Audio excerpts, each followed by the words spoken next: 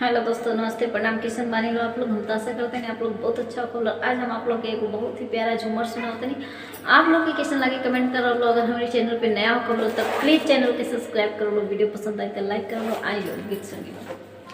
हम त जोनहरी के खेत में बिछवनी खटिया, हम त जोनहरी के खेत में बिछवनी खटी, बिछवनी खटिया हो बिछवनी खटिया।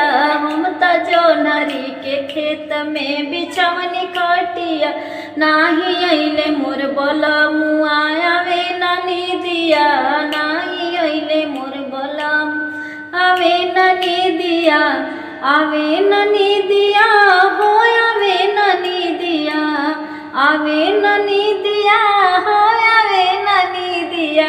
हम त जोनहरी के खेत में बिछवनी खटिया, हम त जोनहरी के खेत में बिछवनी खटिया। कब आई है मोर बलमुआ आवे ननी दिया, कब आई है मोर बलम।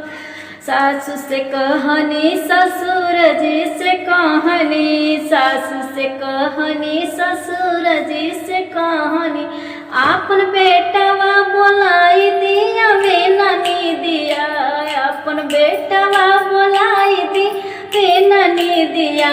हम त जोनहरी के खेत में बिछवनी खटिया, अपन बेटवा बोलाई दिया वे ननी दिया, अपन बेटवा बोलाई दिया वे ननी दिया।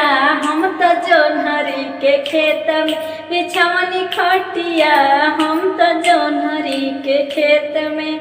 बैठ यार।